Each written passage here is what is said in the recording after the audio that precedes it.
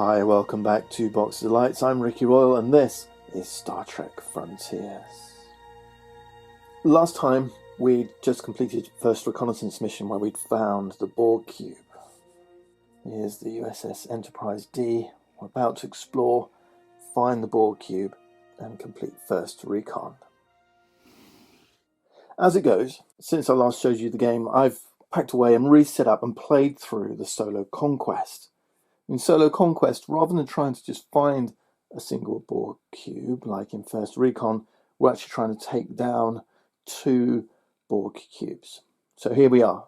I'm still playing as Picard on the USS Enterprise D, but I've explored the galaxy in a different way, leveled up differently, got different cards in my hand since we last played.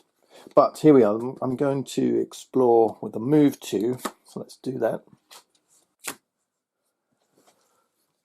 Draw our core tile, and there we are. There's the Borg cube. All right. So the difference here is that I want to show you, rather than just completing the mission now, ending the scenario, we're actually going to continue. Now, normally I'd be drawing some warbirds here, but I'm just going to leave those off for now because I want to keep us focused on the Borg cube, showing you how to set up the Borg cube and how to take it down. Now, when you first play the solo recon, you're going to set the Borg cube, the first Borg cube you find, as a level 5. The second Borg cube you find is a level 8. But those are variable. If you want to change the difficulty, you just change those numbers. Make it a bit easier, bring it down, make it a level 1 Borg cube if you want, and then progress. But there you are. Let's just show you the rules. Now, the other thing to point out is my experience right now is at 42. We're only on round 3. Solo conquest consists of 6 rounds. Incidentally, these are just some tokens I made for myself just to keep track of which round we're on. Okay, so we're on round 3. I might have gone a little bit further before I took this on, just pushed my experience up. In the moment I've got 3 crew, so I might have leveled up one more time and got 4 crew. Having crew is going to be vital to taking down these Borg cubes. But here we are. I want to show you how this works and how it plays and how you're going to play out. Potentially you might try and take this on a little bit sooner. And why not? There's no reason not to. Okay. Reference cards, use them because these are really vital to understanding what all the different locations in the game mean. On the Borg cube, in this little window, I've twisted this so it is a level 5. There's a number in there that shows you this is a level 5. I find these hard to read, but you don't need to worry because on the reference cards, this is the green Borg cube. Look on the back, and it says when you pull out a level 5, so it's got all the way from level 1 all the way up to level 11. It says we need 1 Borg cube and 2 Class K planet enemy tokens. All right, so that's what we're going to go and grab when we reveal the cube for the first time. And grab the relevant card. Right, there's 1 for each different colours. This is the green one. Each Borg cube is going to bring its own special abilities, which will have a significant impact on the way the battle's fought. Right, let's go and grab those tokens. So we're up here. We need 1 Borg cube. Keep these face down. 2 Class K planets. And we're going to place them on that reference card. Okay. All right. Here we go. And they're going to stay face down until our ship moves adjacent. So let's use another card, full speed ahead. We're still moving, so remember it's move action. And we're going to move into this space here. There's 2 movement to move in there. If we check the reference card, and we're on a dry dock. The dry docks, if you remember, if you end your turn on a dry dock or start your turn on a dry dock. Okay? End your turn on a dry dock, remove a damaged card. Right, if you start on a dry dock, you gain a white data token. Right? It's not going to affect us right now. But what we're looking for is the Borg cube. All right, okay. So when revealed, place the tokens face down. Now it does say the tokens are revealed when a ship moves adjacent to the Borg cube. Right, so now we get to reveal these tokens.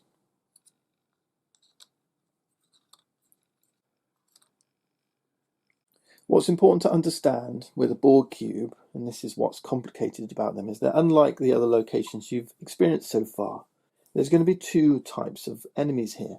And we've got the Borg cube itself, and then we've got these Class K planets. And if you remember, Class K planets, they've got the diplomacy icon here. You have to beam down onto the planet's surface, in our case not a planet but a Borg cube's surface, with an away team, and first challenge them with diplomacy before doing the usual combat. If you compare that to the Borg cube enemy, this is a spaceship. This is a ship that's orbiting the Borg cube, defending it.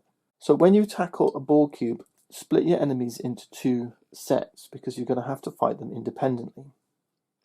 We're here adjacent to the Borg cube. The first set of enemies we have to face are those in space. Okay, we're going to have to do a regular space battle. Once we've completed the space battle, then we send our away team to tackle those enemies on the surface of the Borg cube. All right, so it's a two-phase thing. Keep that in mind. We're going to need some kind of security team, which can comprise our captain if we wish, and a combination of our units if we wish. So we have to be careful. We have to think about who we're using, what cards we're using in our first space battle before we tackle the planet tokens. The important thing is you must face both. You can't just choose to fight one and not the other. You have to fight both. That doesn't mean you have to defeat them both. Okay, remember, just like we saw in Mage Knight, when you assault a city, you can do it in multiple attacks. So if you go in, you don't defeat everyone, you retreat again. Now remember, in Star Trek Frontiers, we do it from an adjacent space. There's no retreating, but you come in, you do your attacks. If you don't defeat anyone, you stay where you are, and then on a subsequent turn, you can have another crack at it, okay, with whomever's left. All right, let's see how this plays out then. So we're going to do our space battle first. We're facing a Borg cube. So remember, we can do long-range attacks first. We must be mindful of the bonuses that the green Borg cube are presenting. This one says that all enemies that have normal phases are granted the biogenic weapons ability. Remember, biogenic means if we get damaged, now the damage card to our hand, we also have to add one to our discard pile. Now as it goes, the Borg cube defender here doesn't have normal phases. They have a photon pulse attack, but these two do. The planet enemies will get biogenic weapons from the Borg cube. This part here just says once we defeat the Borg cube, we can spend 6 diplomacy to buy advanced actions. We'll come to that later. All right. Okay, so here we go. Let's do our space battle. All photon torpedo attacks are inefficient, so halved. Regular attacks are good. We need to do 7 long-range attack if we can. Okay, let's have a look. Can we? I don't know if we can. We got long-range photon pulse attacks of 3 here. We could. Let's think. We could just skip it, try and block its attack. We've only got long range 3, so not really helping us. And this is where extra crew can help. Someone like Denatra gives long range 2. We will need this disruptor means all shields are halved when blocking, so we're going to need 6 to block this. We can't afford to leave it unblocked because of the energy dissipator. We do need to block it. If we don't block it and receive any damage, then we've got to discard all non-damage cards from our hand. So that doesn't help. We do have to block this with our shields. Unfortunately, we do have Toreth here, which has an ability, Shields 6. It does say in space combat, though, your ship does receive 1 damage card. But Shield 6 is good. So let's use Toreth. Shield 6 blocks their attack completely. We do receive 1 damage. Okay. In retrospect, actually, there is a problem here. I've made a mistake because shields are inefficient. So shield 6 will block 3 normal attack, but disruptors added on top. So actually you divide by 4. I'd need 12 shields to block this photon pulse attack with inefficient shields because of the disruptors. Right? Disruptors are dreadful. There are cards that will remove disruptors from enemies, but look out for that. So I did make a little mistake, but I've only picked this up in post-edit, so it doesn't matter so much. I'm teaching you how to do the Borg cube rules, really, but yeah, that is a little mistake. Now, can we defeat this one? We need 7 attack. So let's be a bit cheeky. Let's use my medical officer to ready a level 1 or 2 crew member. We'll ready Toreth. Now, obviously, I've taken a real liberty here because you can't use these skills during combat. These you can, one with this half moon type shape, but these repair and ready. This one you can, this is a special, but these two you can't use during combat. But I've taken a liberty just for the sake of the video, for the sake of the demo, so a little bit cheeky. All right. We'll use Toreth again for attack 3. We need 4 more attack. I'm going to use Innovate to gain a blue data crystal to our inventory. And then I'm going to use that blue crystal to fire flexibility for attack 4. Okay, that gives me the attack 7 I need to take this thing out. Job done. All right. We'll take the experience at the end of the turn. That's the space battle concluded. We don't have many people ready and available, but I do have a skill here that lets me ready a unit. So let's use that skill. It's a once per round skill. And we'll ready Toreth. I was tempted by this one. I mean, using the diplomacy here would have been really useful during the next phase of this battle. But as it goes, I think we've done all we can. Yeah, okay. Right, next stage, we've got to do the planet battle now. We've got to face these two. Now, we do have a choice here. We could decide, you know what, we're not going to send any crew. We're not going to send our captain. We're just going to send a basic security team. And we might do that because we feel there's no way we can take these on. If we decide to do that, then these stay here. We've already defeated the space battle. We'll end our turn as normal. We'll come back. We've got another chance to have a go at these. Draw some more cards into our hand. See if we stand a better chance. The only consequence of this is, apart from ending the turn, having to wait another turn, is we lose 2 reputation. Okay? The security team is defeated. We lose 2 reputation for doing that. So you can keep waiting until you're ready, but you're going to lose 2 reputation every time you do it. So that's one option. The other option is we think, well, do you know what? We do stand a little bit of a chance against these ground forces. Let's go. Let's send an away team. Remember, we've got our tokens that we use to mark who we're sending. Let's send 2 of our units, Toreth, Ducat, and our captain. Okay, so our captain is sent to the transporter room, gets a transporter token. Okay, I like to place them here. So these 3, they're all being transported down to the planet. You can't use any units that don't come. I can use the captain, I can use these 2 units. I can't use the medical officer. If you don't take the captain with you, if you don't beam Picard, then you can't use these skill tokens. These skill tokens are associated with the captain. Right? So the other thing is, if we have the Picard card in our hand, our specialized card, he's already spent, actually, as it goes, is in my discard pile. But if Picard was in my hand, I wouldn't be able to use that card either. Okay. So it's the number 16 card of everybody's deck. Likewise, I couldn't have brought the medical officer with me because they have to be ready. Okay, they have to be ready to get beamed down. But without the captain, no skills, not that card. Other cards, fine, and you can use the skills of the crew members who have come. But we're going to take Picard with us. Right, we take our little away team token. They're beaming down to the Borg cube. Now we have to face these planet enemies just like we would a regular Class K planet. Right? So the first phase is diplomacy. Now another thing I want to point out, your reputation, remember these diplomacy bonuses, this diplomacy bonus from your reputation cannot be used. Okay, it doesn't matter whether your captain's coming or not. This is only for interacting, and we're not interacting when we face these enemies with diplomacy. Okay, so here we are, we've got 2 enemies. Incidentally, you can place a faction token here. If you're playing multiplayer, it doesn't really matter playing solo, but every time you defeat an enemy, place one of your tokens here. You can do that if you want, just to remember the fact that you've done so. Yeah, we defeated that Borg cube in space battle. All right.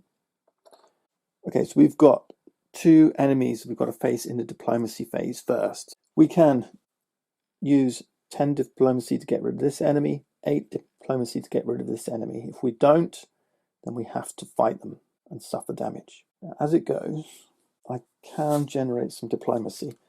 I've got 2 here. This is 3 in interaction, but 2 during away missions. So 2 diplomacy here. And I could generate 5 diplomacy here with this card if I can get red. Well, there's red in the core, so I can use this. 5, 6, 7. And 1 card sideways. That would be 8 diplomacy. And this is a great card, but yeah, it's not really helping me this time. So there we go, that's 8 diplomacy. That's as much as I can muster. We will lose a reputation at the end of our turn, so that still happens, but does mean we can get rid of this one. Okay, so 8 diplomacy is enough to get rid of these. Now we've got 1 enemy left, and we've got no cards left. We do have 2 units though. We still have a chance to do long range attack, but we don't have any long range attack, so that's not going to help us. So we are going to suffer this attack. It's 3 attack. It's a regular phases.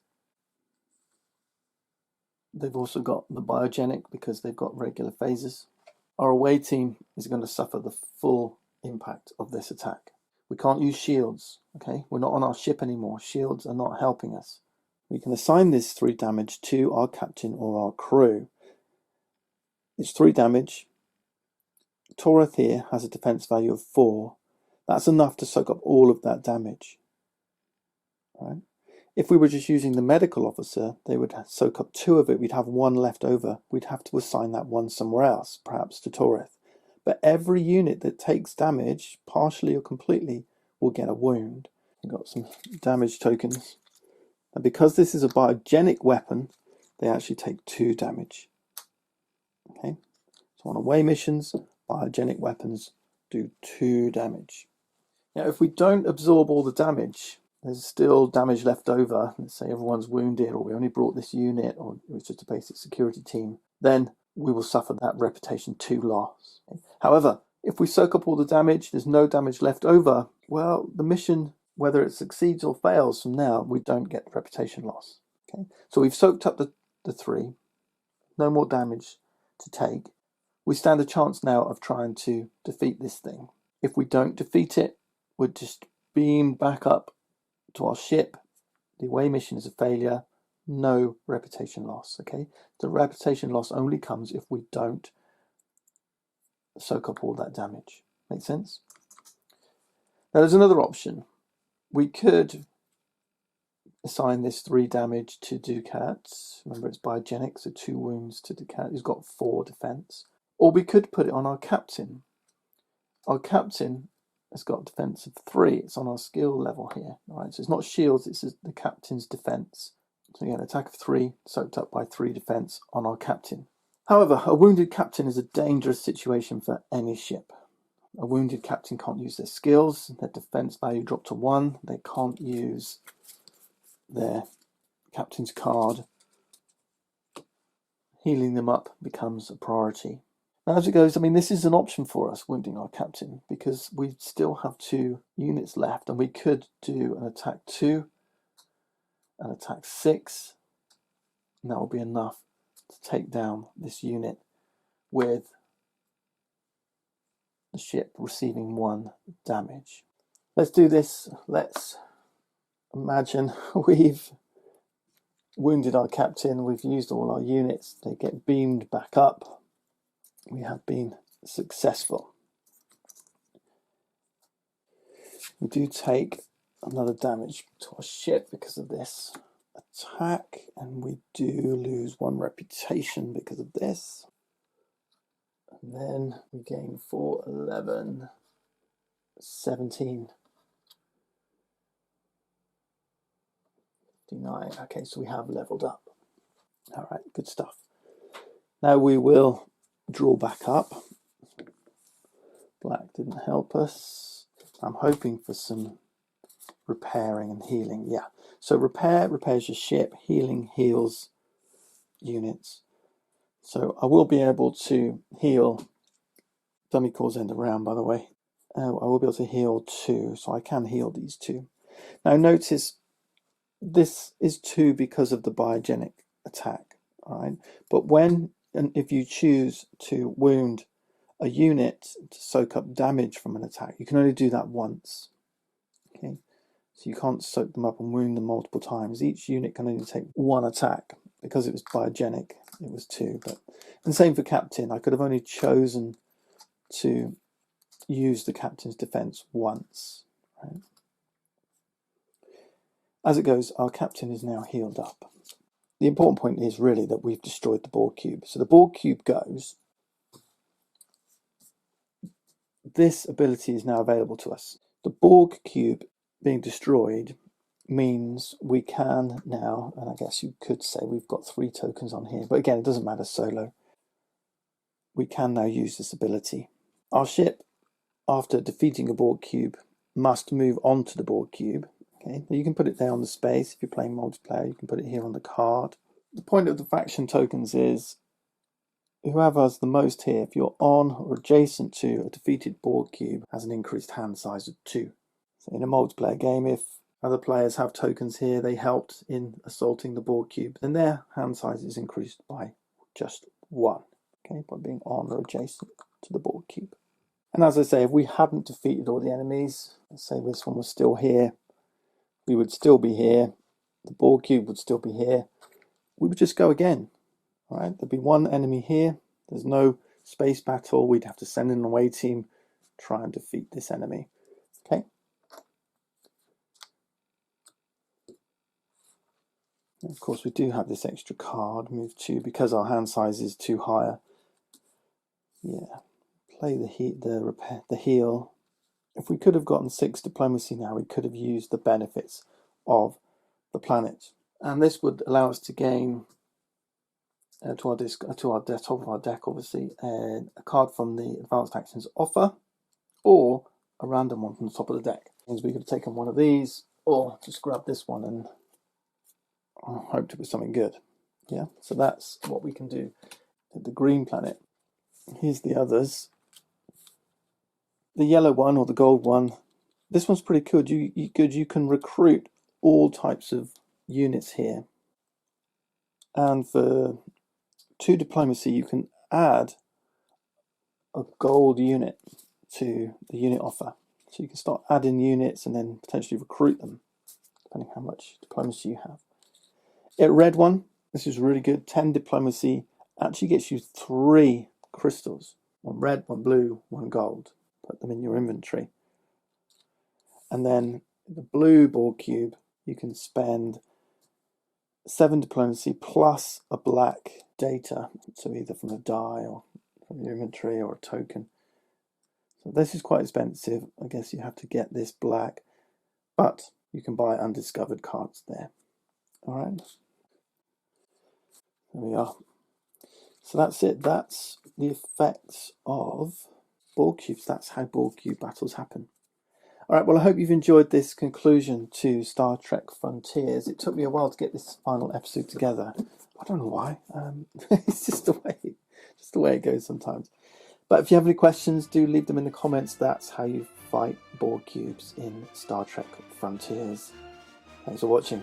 See you next time.